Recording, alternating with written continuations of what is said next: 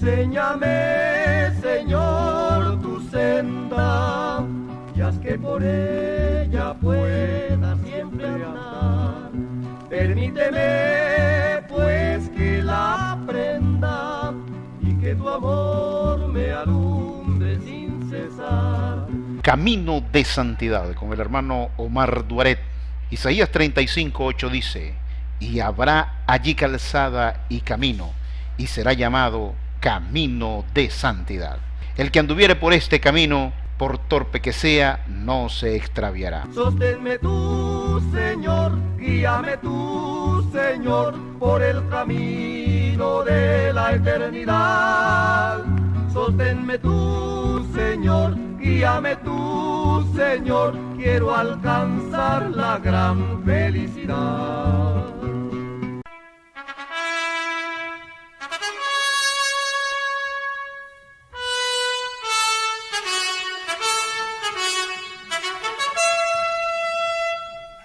Saludos.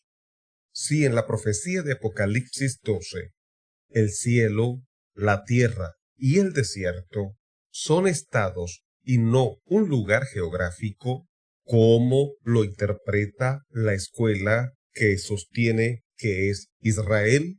¿O cómo lo interpreta la escuela que sostiene que la mujer es la iglesia?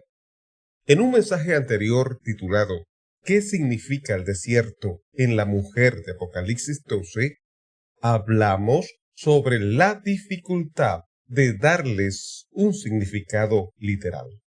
Lo primero que quiero resaltar es que no he visto todavía por parte de la escuela que sostiene que la mujer de Apocalipsis 12 es Israel en explicar qué significan esos estados. Para algunos de la doctrina del dispensacionalismo, por ejemplo, creen que el desierto es un lugar geográfico. Eso no es un estado, sino una localidad. Para otros de la misma doctrina, es un estado de refugio espiritual, pero no he visto una explicación satisfactoria en su significado simbólico. Por eso les dejo esta interrogante a todos aquellos que interpretan que la mujer de Apocalipsis 12 es Israel. ¿Qué significa para ellos el cielo, la tierra y el desierto si no es una interpretación literal? Lo que sí conozco es la interpretación de la escuela que sostiene que esa mujer es la iglesia, y voy a exponerlo según el tiempo me lo permita. No debo olvidarme que estos mensajes son hechos para la radio y tienen un tiempo establecido que no puedo sobrepasar. Si el cielo es un estado y la mujer estaba allí, eso representa que en un comienzo, cuando la iglesia nacía, estaba en obediencia y sometida a Dios. La corona de 2 estrellas representa el mensaje dado por los 12 apóstoles. Y vestida de sol representa su santidad y la gloria de Dios sobre ella. Al ir al libro de los Hechos de los Apóstoles, nos habla de la llegada del día de Pentecostés y cómo Dios respaldaba a la iglesia primitiva de un modo tan extraordinario. Hechos 5:12 en adelante. Y por la mano de los apóstoles se hacían muchas señales y prodigios en el pueblo, y estaban todos unánimes en el pórtico de Salomón. De los demás, ninguno se atrevía a juntarse con ellos, mas el pueblo los alababa grandemente. Y los que creían en el Señor aumentaban más, gran número, así de hombres como de mujeres, tanto que sacaban los enfermos a las calles y los ponían en camas y lechos, para que al pasar Pedro, a lo menos su sombra cayese sobre alguno de ellos. Y aun de las ciudades vecinas muchos venían a Jerusalén trayendo enfermos y atormentados de espíritus inmundos, y todos eran sanados. La mujer del capítulo 12 es una mujer santa, y era una iglesia organizada y dirigida por el Espíritu Santo. Podemos ver que los apóstoles no ejercían señorío sobre la grey de Dios. Esta etapa de la iglesia la explica muy bien el autor Jesse Lyman Hurble en su libro Historia de la Iglesia Cristiana, primer período general, capítulo denominado La Iglesia Apostólica, desde la ascensión de Cristo hasta la muerte de Juan, años 30 al 100. Editorial Vida, página 13 y 14. Cito: al principio de este grandioso esfuerzo, este puñado de gente sencilla necesitaba ayuda sobrenatural, pues se proponía, sin armas ni prestigio social, transformar una nación, a pesar que tenía que afrontar los poderes de la Iglesia Nacional y del Estado. Esta ayuda apareció en forma de grandes obras o maravillas. A los milagros apostólicos se les han designado como las campanas que llaman al pueblo a la adoración. Leemos acerca de una obra de sanidad efectuada en la puerta del templo llamada La Hermosa. A esto le sigue de inmediato una multitud que escucha a Pedro y se rinde a Cristo. Tenemos asimismo el relato de un milagro de juicio, la muerte repentina de Ananías y Zafira después que Pedro los reprendiera. Este juicio constituyó una amonestación contra el egoísmo y la falsedad. Leemos del eflugio de poder divino en la curación de muchos enfermos. Este poder no se limitaba a Pedro ni a los apóstoles. También se menciona que Esteban realizó prodigios y milagros.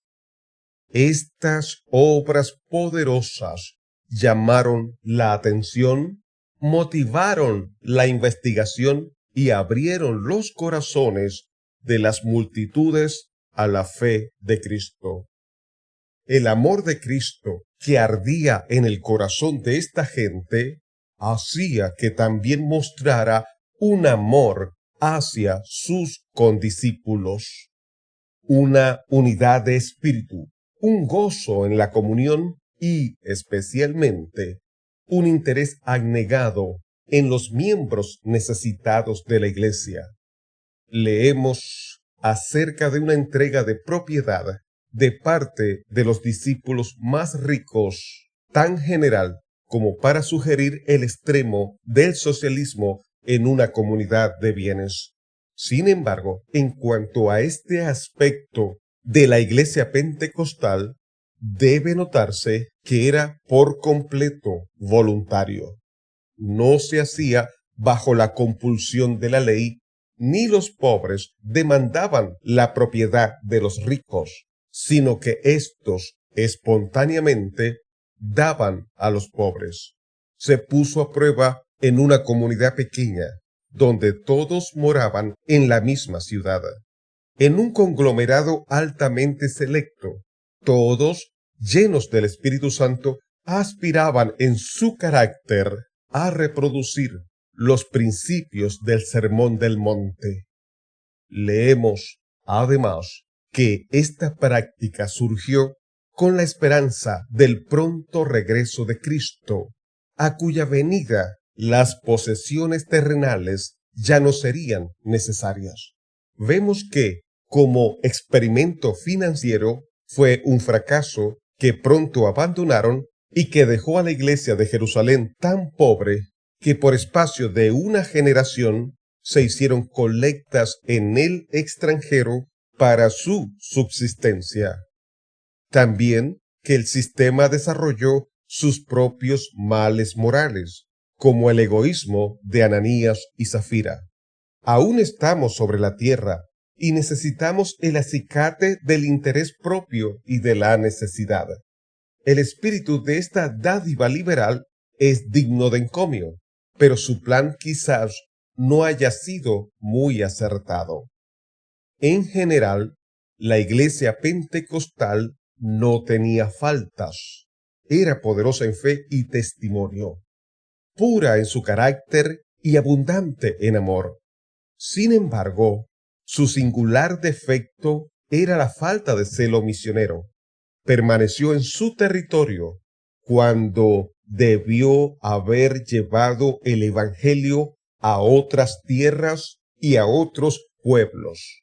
Necesitaba el estímulo de la severa persecución para que la hiciera salir a desempeñar su misión mundial.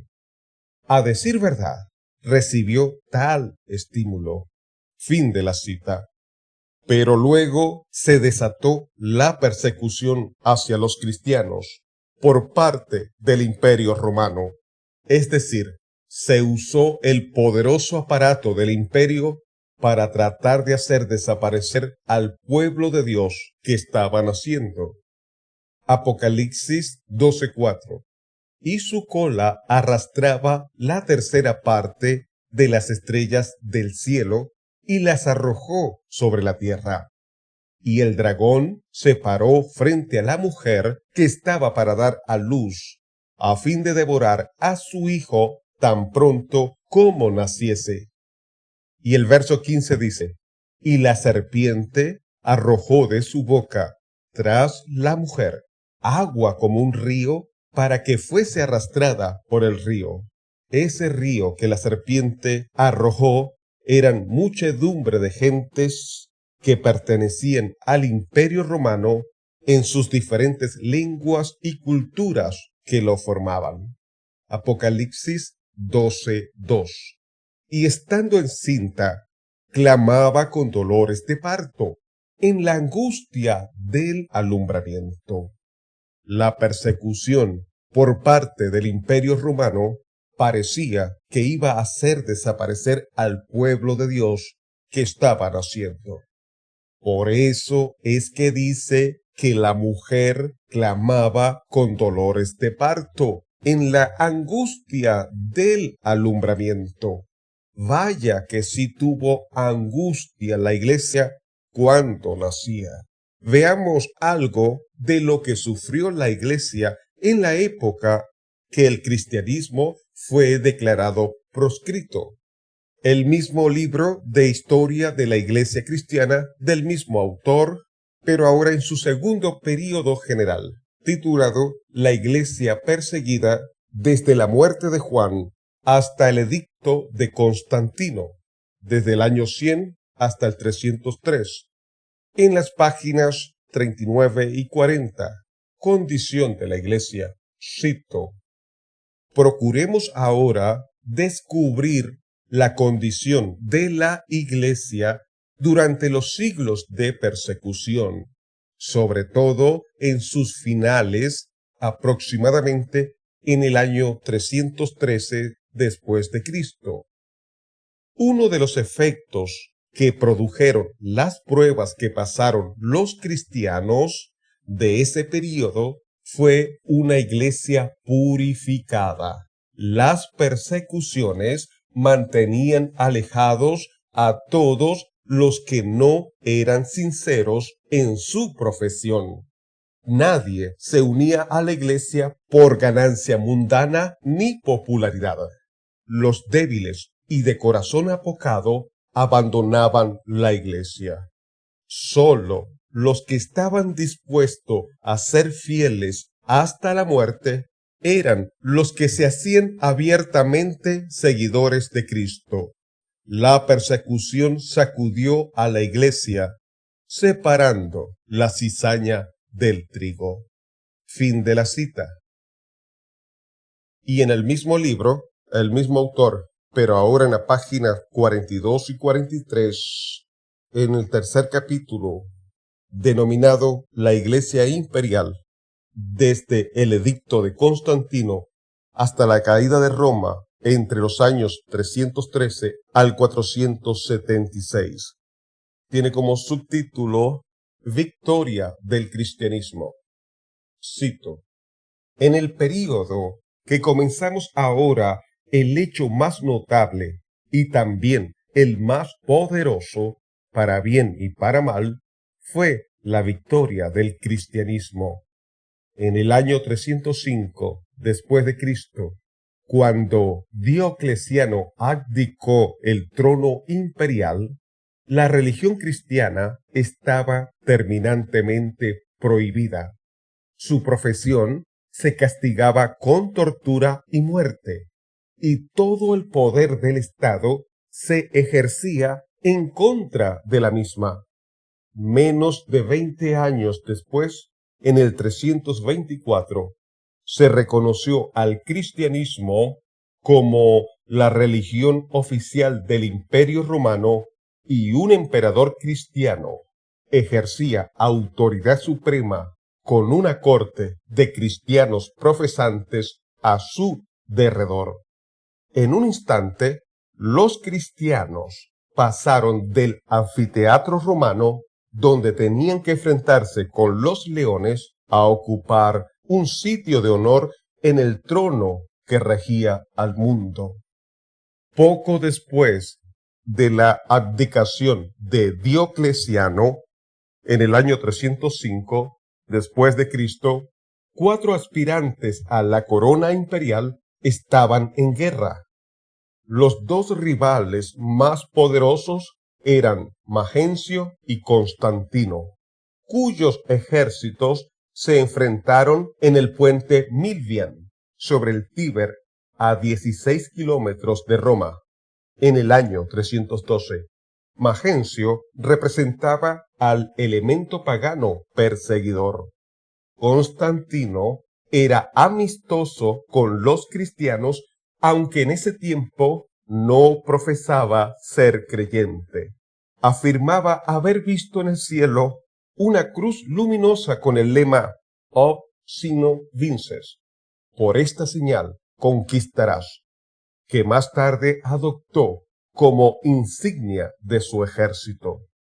La victoria fue de Constantino y Magencio se ahogó en el río. Poco después, en el año 313 después de Cristo, Constantino promulgó su famoso edicto de tolerancia, que oficialmente puso fin a las persecuciones. No fue sino hasta el 323 después de Cristo que Constantino llegó a ser supremo emperador y que se entronizó al cristianismo. El carácter de Constantino no era perfecto, aunque por lo general era justo. A veces era cruel y tirano. Se ha dicho que la realidad de su cristianismo era mejor que su calidad. Retrasó su bautismo hasta poco antes de su muerte, con la idea que prevalecía en su tiempo de que el bautismo lavaba todos los pecados cometidos previamente. Si no fue un gran cristiano, sin duda fue un político sabio, pues tuvo la percepción de unirse con el movimiento que tenía el futuro de su imperio. De este repentino cambio de relaciones entre el imperio y la iglesia se obtuvieron resultados mundiales y de vasto alcance, algunos de ellos buenos, otros malos, tanto para la iglesia como para el Estado. Podemos ver de inmediato que la nueva actitud del gobierno benefició la causa del cristianismo. De una vez y para siempre cesó toda persecución de cristianos. Durante más de 200 años, los cristianos nunca se vieron libres de acusación y muerte. Incluso en muchos períodos, como hemos visto, todos habían estado en peligro inminente.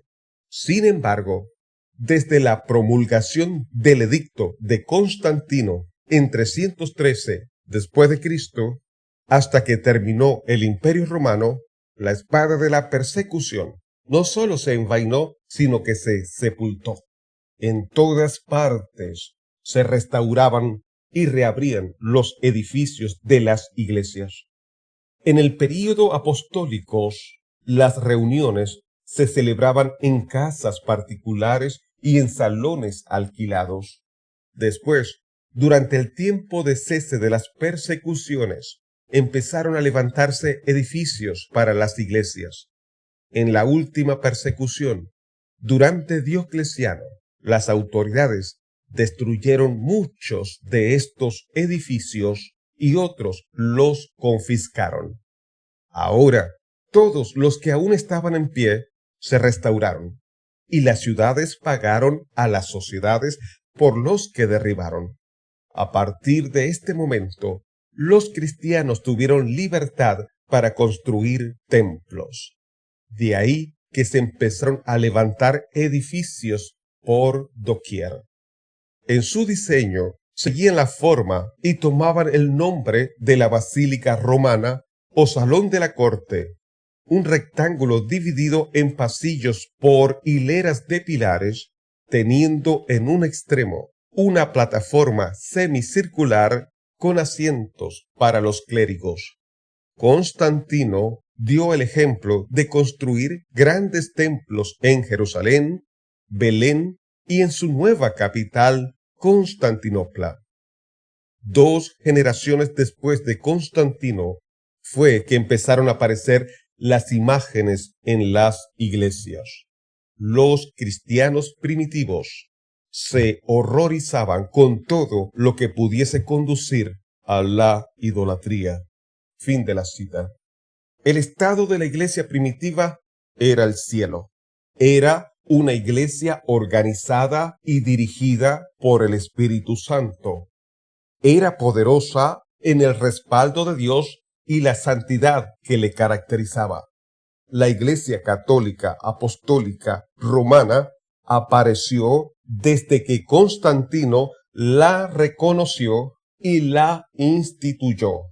Entonces, el origen de la Iglesia Católica Apostólica Romana no fue allá en Jerusalén, en el día de Pentecostés, sino hasta que fue reconocida y aceptada de manera institucional por parte de Constantino. Allí comenzó a prostituirse, a apostatar de la fe.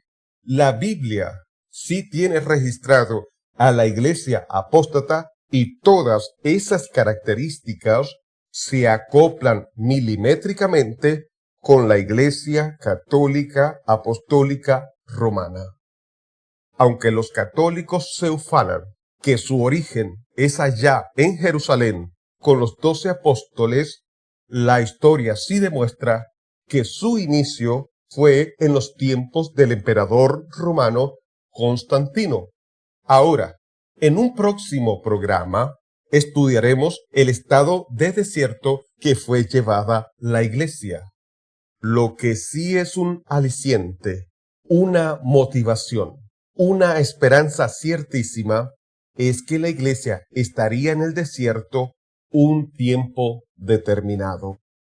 En el capítulo 12 dice que debían ser 1260 días o tiempos y mitad de un tiempo. Eso lo estudiaremos cuando llegue el momento. Sí, la Biblia habla de la Iglesia Católica Apostólica Romana, pero no como la Iglesia Santa y respaldada con la gloria de Dios, sino una que tiene apariencia de cordero, pero habla como el dragón. Ella usó la fuerza, la violencia y la muerte para ejercer hegemonía en el pueblo de Dios. Una iglesia cristiana verdadera no puede usar armas de injusticia para sobreponerse sobre los demás. El espíritu del cristianismo jamás puede actuar usando el apremio, la coacción, bajo ninguna forma para mantener, entre comillas, la unidad. Eso es injustificable. El título del mensaje: el cielo, la tierra y el desierto, que habla Apocalipsis 12, ¿son estados o lugares geográficos? ¿Y quién les habló? Su amigo Omar Duaré.